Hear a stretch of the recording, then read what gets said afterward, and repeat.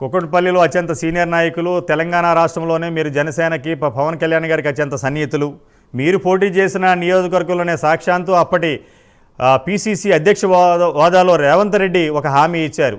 గత TRS government తొలగించిన 26+1 కులాలను నేను వచ్చిన నెల రోజుల లోపులోనే తిరిగి బీసీ జాబితాలో చేరుస్తాను, మీరు ఇబ్బంది పడకండి, మీకు నేను ఉన్నాను అనే భరోసా ఇచ్చారు మీ కాన్స్టిట్యున్సీ ఎలక్షన్ క్యాంపెయిన్లో. ఏమంటారు మీరు? అవునండి, ఎలక్షన్ క్యాంపెయిన్లో స్వయాన రేవంత్ రెడ్డి గారే వచ్చే మా ప్రభుత్వం రాగానే ఒక నెల రోజుల్లో మిమ్మల్ని మళ్ళా బీసీలో చేస్తానని చెప్పి హామీ ఇవ్వటం జరిగింది. వాళ్ళతో ఓట్లు వేయించుకోవడం జరిగింది. మరి అసలు యాక్చువల్గా మన ఉమ్మడి రాష్ట్రంలో మొత్తం 138 కుల సంఘాలు బీసీలో ఉండటం జరిగింది.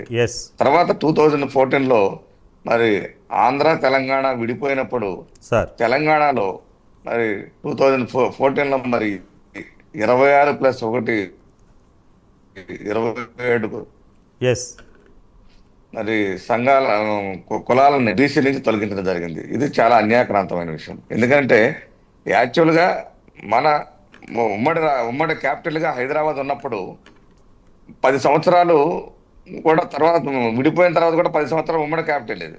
అలాంటి పరిస్థితుల్లో ఉన్నప్పుడు అసలు ఎట్టి పరిస్థితుల్లోనూ బీసీ నుంచి వాళ్ళని తొలగించకూడదు, 27 కులాలను కూడా. అలాంటిది కేసీఆర్ గారు మరి ఆ రోజు టీఆర్ఎస్ ప్రభుత్వం తొలగించడం జరిగింది. ఆ తర్వాత నెక్స్ట్ మళ్ళీ ఎలక్షన్లు వచ్చినప్పుడు మళ్ళా మేము బీసీల్లో చేరుస్తామని చెప్పి స్వయాన కేటీఆర్ గారు మరి హామీ ఇవ్వటం జరిగింది. ఆ 10 సంవత్సరాలు చేయకుండా వాళ్ళు మోసం చేయడం జరిగింది. అలాగే రేవంత్ రెడ్డి గారు మొన్న ఎలక్షన్లో 2023 ఎలక్షన్స్లో కూడా ఆయన స్వయాన హామీ ఇచ్చి నెల రోజుల్లో చేస్తానని చెప్పి ఈ రోజు వరకు కూడా చేయలేదు.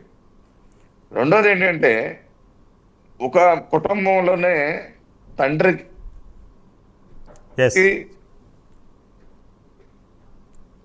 చెప్పండి, ఓ పెద్ద కొడుకు రిజర్వేషన్ ఉంటే కొడుకు 27 కుల సంఘాలు ఏదైతే కులాలు ఉన్నాయో వాళ్ళు ఎంత ఇబ్బంది పడుతున్నారంటే వాళ్ళు యాక్చువల్గా ఈరోజు హైదరాబాద్లో దాదాపు 25 లక్షల మంది ఉన్నారు. వాళ్ళ పిల్లలను చదివించుకోవడానికి మరి స్కాలర్షిప్లు పొందలేని పరిస్థితి. మరి వాళ్ళ ఆర్థికంగా కూడా వాళ్ళు చేసే పని ఏంటి అంటే కూలి పనులు. పాపం చాలా మరి పెయింటింగ్ వర్క్ అయితేనేమి, ప్లంబింగ్ వర్క్ అయితేనేమి, అట్లాగే హమాలీ వర్క్లు అయితేనేమి, ఇలాంటి పరిస్థితులు చేసుకుంటున్న వాస్తవంగా చెప్పాలంటే వీళ్ళకి బీసీ ఇదే కాదు ఇవ్వాల్సింది. అసలు హరిజనుల కంటే వాళ్ళ తక్కువ పరిస్థితుల్లో ఉన్న పరిస్థితి వీళ్ళంతా కూడా. అలాంటి వారికి ఉన్న బీసీ ఇది కూడా వాళ్ళ స్టేటస్ కూడా తీసేశారు.